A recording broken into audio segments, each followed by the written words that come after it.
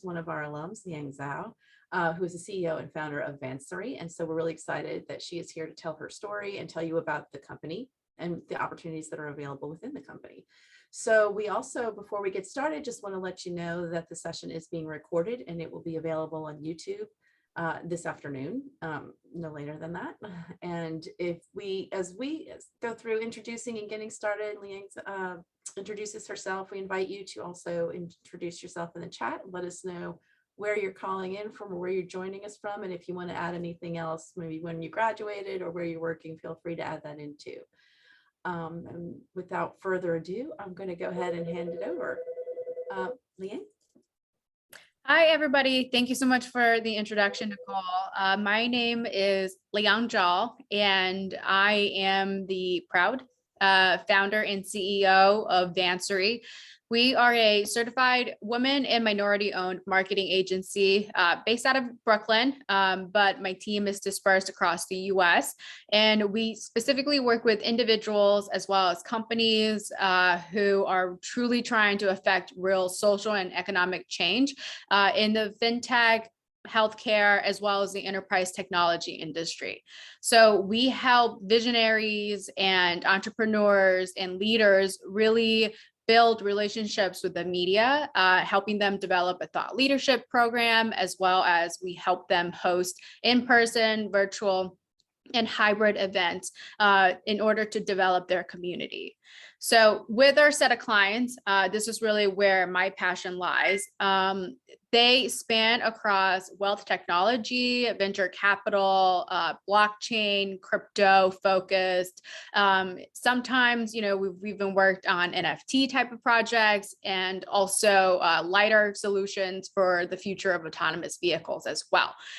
So our clients really span the gamut across different industries, but truly one thing that they have in common is that they're really trying to solve a hard problem for an area where, it'll really affect the future of human life. So my personal mission really is just to help amplify individuals and businesses who have historically been underrepresented in the media and really help them accelerate the democratization and access of finance and information, especially since, myself, I was born in China. I grew up in New Mexico and moved to New York by way of Tulane and New Orleans for undergrad and graduate school. So that's a little bit about me, as well as Vansary. And, I love it when we have an open dialogue. So, anybody who has any sort of questions, feel free to jump in about myself, Vansary, or our client work. And yeah. Nicole, I'm ready for your next question. Okay. So one of the questions we would like to ask is any major changes that occurred or how COVID and everything over the last 2 years has impacted your company?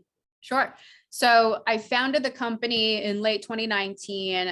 We were a consultancy working with different agencies, individuals, and companies to get speaking opportunities at conferences. That was after I had taken a few months off just to kind of reset and kind of reassess, the importance of life.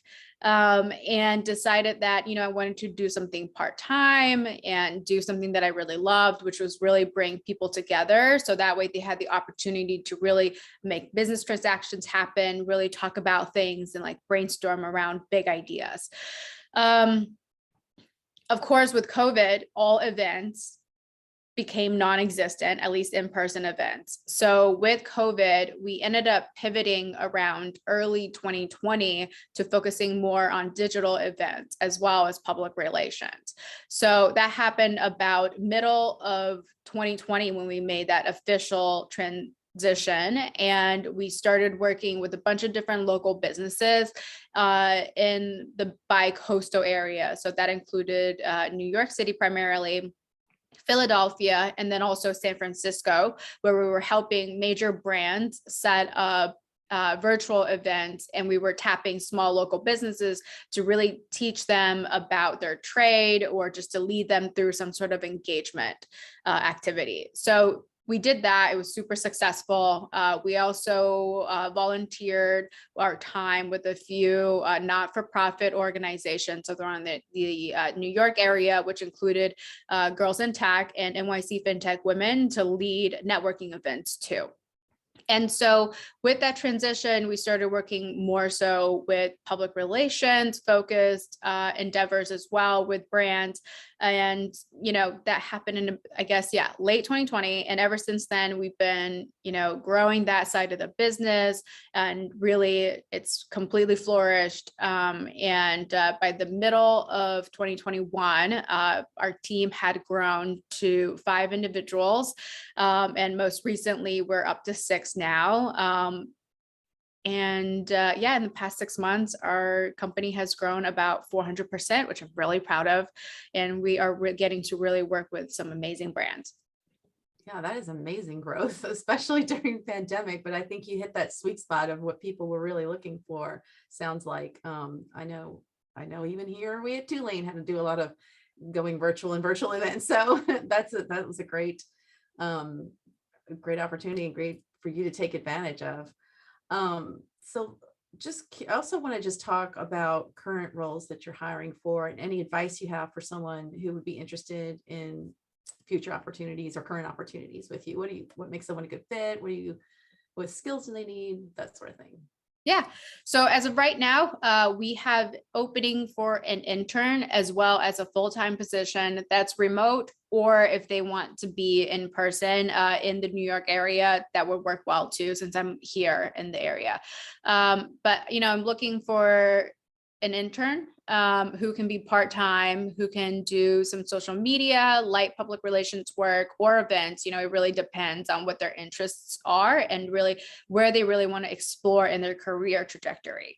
And for the full-time individual, looking for a communication strategist who may or may not have had some internship, as well as post-graduation agency work, where they've been able to get some hands-on experience building out media lists, starting to understand how to communicate with the media, and who's an amazing writer. That is definitely number one focus in my hiring practices. And then somebody who's really interested in the technology space, that's an absolute must. I think these days we are just reading so much about crypto, blockchain, entrepreneurship, startup life. So I really want someone who have just a natural inclination to want to learn more, to really be a part of this and really help to grow different brands who are in this space, and really actually tell the stories of the individuals and the brands that we're working with. That's great. And I think it's really helpful to let people know, because it's a new field and new to a lot of people. So Yeah. As I'm hearing it, you can have, you're looking for someone with a lot of interest in it, and that sort of thing, wants to learn more. Maybe they don't have to have the experience. They don't have to be already working in fintech or crypto or any of that. I guess it's all together. Yeah, exactly. No, exactly. So a lot of the individuals on my team don't actually have a, direct like public relations or communications type of background. And many of them have not really worked in blockchain or venture or even startups really. I think for me, I've had just the privilege of working for a lot of companies who took a chance on me because of my genuine enthusiasm and willingness to learn. And I think that for individuals, it really comes down to attitude. So if someone is motivated, they want to learn, they want to put in the time, I think that's really, it speaks volumes for their work ethic and their ability to really pick things up. But also, at the end of the day, that's really what's going to set you apart from somebody who's good and who's absolutely amazing at their job. I mean, I know for myself, it's, I've changed industries a few times, like, at the dinner table growing up, we never talked about money. And I ended up getting like my master's in finance. And just it so happened, I started my career at a fintech startup when fintech was not necessarily a coined industry when I was at Tulane. So, I really think that we all have the capacity and the ability to learn. And it really comes down to what we're exactly interested in. So to me, that is more important than, experience.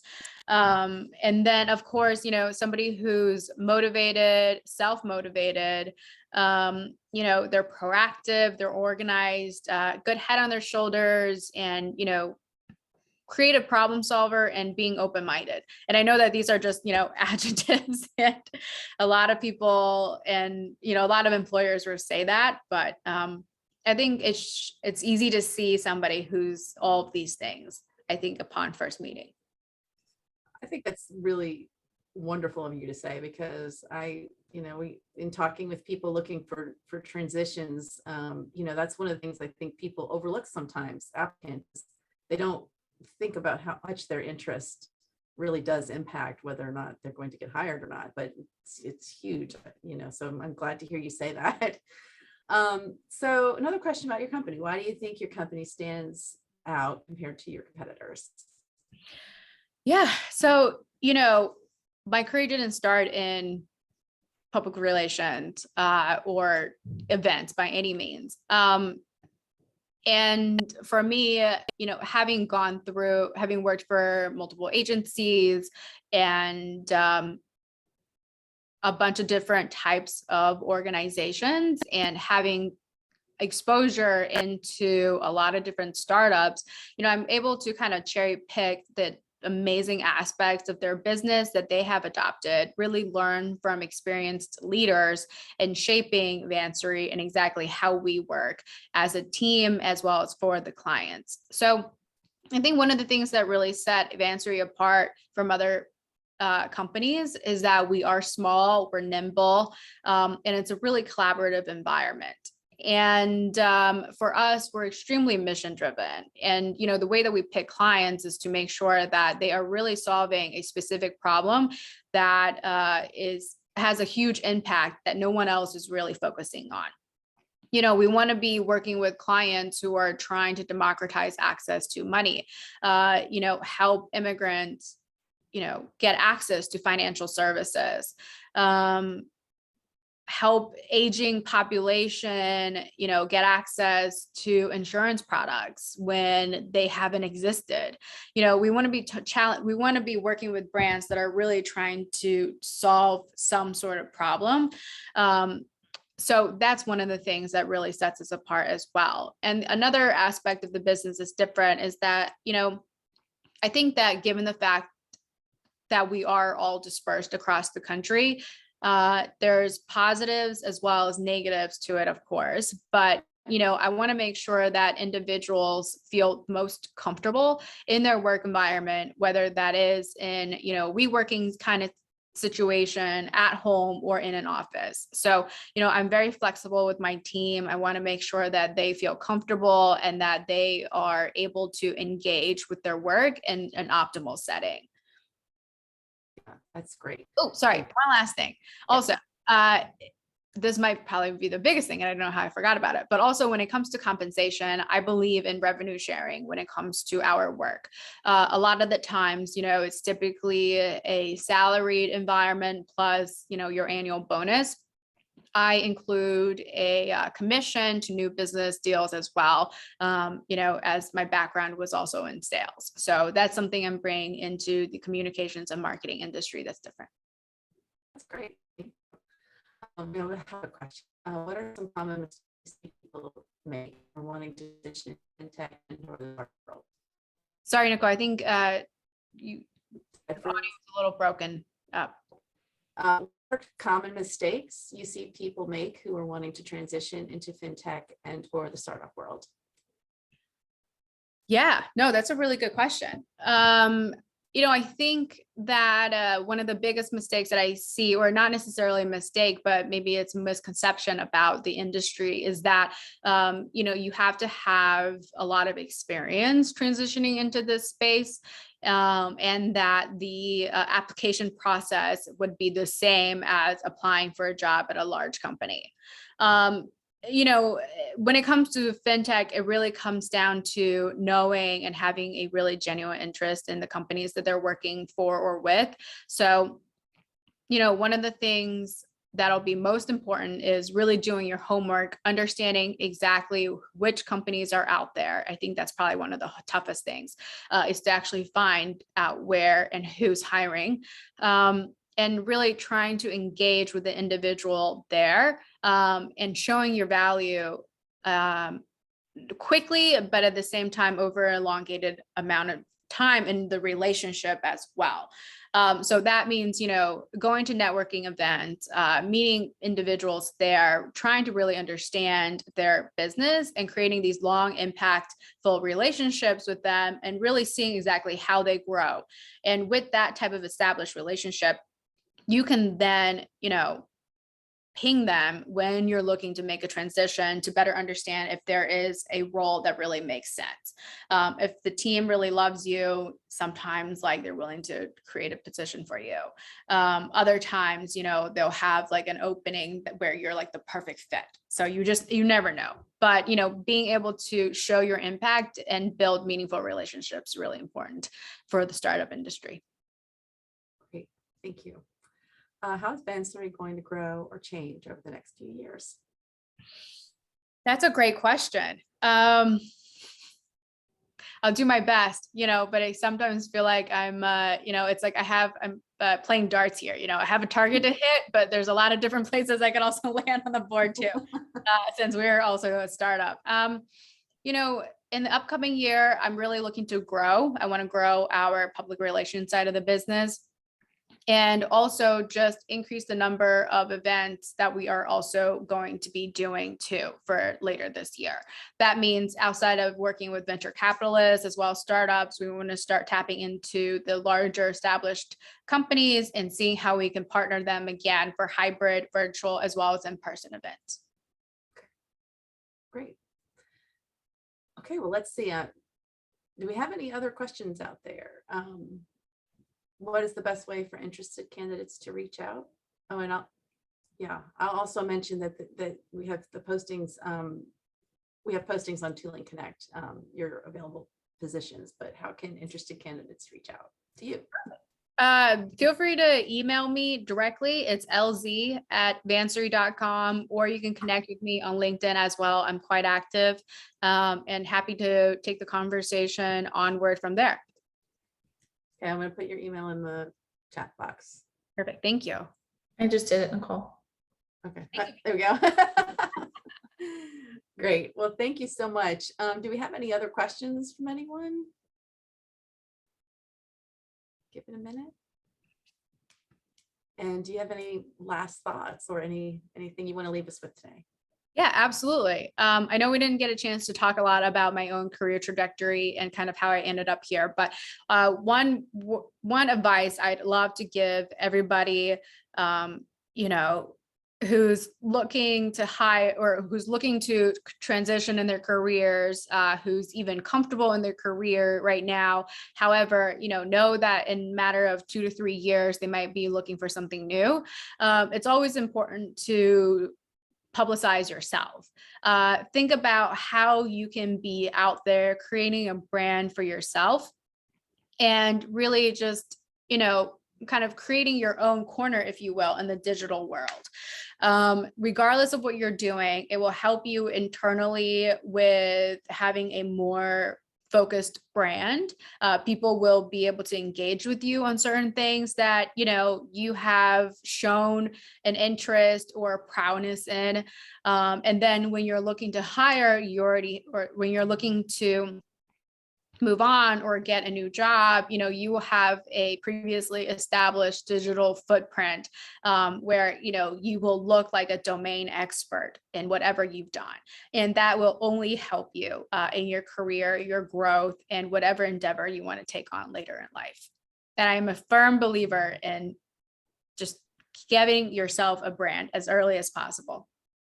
So is that what you did? And if you have time, we can, how did you get here? What did lead you to building Vansary? Yeah. So I didn't do that early on, honestly. I was always under the impression and, the practice of, keep your head down, do good work. And at some point, you'll move up, you'll get recognized, and excel in your career. It wasn't until really later in my career working for their large company that I really saw how big of a difference they made when you were out there, you were actively socializing with the senior executives, and how individuals who had been on TV or had been written about, and how they were given a little bit of a different treatment, and how people were approaching them on certain topics that they had previously presented on. As a part of our networking series that we had launched through Vansary last year, we actually had an individual who created her own platform. It's called Women in STEM. And she also did a TED Talk on the subject of, we need more women in STEM, which is so true. She's fabulous, and so happy that she did, the TED Talk. But, because of her extracurriculars and her talk, she actually was then promoted to head of diversity for the company. And it's a massive manufacturing company based in Connecticut. And, that's the type of impact that you can have in your career just by, taking a little bit extra time, being thoughtful about your public profile and your own brand. So that really was the lesson learned for me, and a huge reason why I'm so interested in this space and, public relations as a whole. And so in terms of my own career, my parents growing up, they were entrepreneurs in their own right. They owned their own acupuncture clinic in Albuquerque, New Mexico, which is where I grew up. So I helped them build out the business when I was in high school. So you can say that, founding companies is in my blood. And, at Tulane, I had the opportunity to have different types of internships, whether it was not-for-profit and, privately held fintech company, which is what really got me interested in the space. I kind of wanted to get to New York afterwards, and I think it was just, it was the song, if, you can make it in New York, you can make it anywhere. I guess I had to test it out for myself. But yeah, so got to New York, worked for a large language services company for a few years, specifically working with major pharmaceutical companies who now we see in the news every single day, just because of the pandemic. But I worked with them, learned a lot, and really understood the importance of language, importance of communication, because without the ability to understand something, just automatically, people are shut out of certain types of topics, opportunities, as well as just knowledge and information. And so that always kind of struck a chord with me. And so afterwards, I went on to work at Moody's, which was one of the largest rating agencies, extremely well respected. And I really enjoyed my time there. However, again, I just saw like the difference that it made to having a public profile and just really learning how to network as well as advocate for yourself internally. So that's what really got me interested again in marketing, and then also working with the startup world. That's great. Thank you. We did have another question come in, and it's, what challenges do you see in the future? That's a big question. I feel like if I could, feel like if I could answer, I would probably be a trillionaire, maybe like I would love to know, what challenges in relation to what? To maybe to growing the company? Yeah. Oh, there you go. Geopolitical environment. I don't know that I have the authority or the expertise to talk about that. Fair enough. Judith, if you have an easier question, at least to get me warmed up, I'm more than happy to take that one first. It's a tough one. That's a tough one. All right. We'll see. But this has been great. We really enjoyed learning about Vansary, and I think you'll probably continue to grow just as fast as you have been, because it's not, the virtual, that in particular, though, I don't think those are going anywhere anytime soon. They'll always be around. So, and of course, we know the world of fintech is everywhere. Oh, I'm just reading Judith's follow-up. Living in a conflicted society today, so interested if that influences your business. Yeah, that's a good question. You know, that's a very interesting question. I think it was, I forget who was the very, very influential businessman who said this, but never waste a crisis is what he said. I cannot remember the name. But, you know, I think when it comes to being the communications, the marketing world, like that honestly is true. And I think somebody who just exemplifies that concept in current modern, pop culture would be Kim Kardashian even. There's been a lot of conflict, a lot of drama in her life, and I think she has been able to turn every single one of them into gold for her and her family. And when it comes to living in a conflicted society today, you know, I think we all have our own personal challenges, but in a business environment and, kind of my motto in life, honestly, now is like, how do you kind of see the positives in the current situation? Because, you know, every single minute that we're on this earth and we're able to take our next breath is an absolute gift. And, you know, with that in mind, it's like, how can we, you know, not, I mean, I don't know how else to put this, but like, you know, turn this into an advantage, into an opportunity for us to either grow, to learn, to profit, to build better connections, to just, just increase our ability to adapt in this world. I think that really is important for us to think about, and something I've learned through my work as a communicator. That's great. I think that's great. Thank you so much. And if you don't have any other questions, I think that's a good way to leave it, is to find the positives and kind of positives and move forward on those. But find the positives and the opportunity, because the opportunities, right? Well, thank you so much again, Leanne, for joining us today and sharing all of this with us. Thank you to everyone who joined. Like I said, this recording will be available later this afternoon. And we look forward to seeing you on one of our future professional development series programs. Thank you all so much. Have a great day. Thanks. Bye.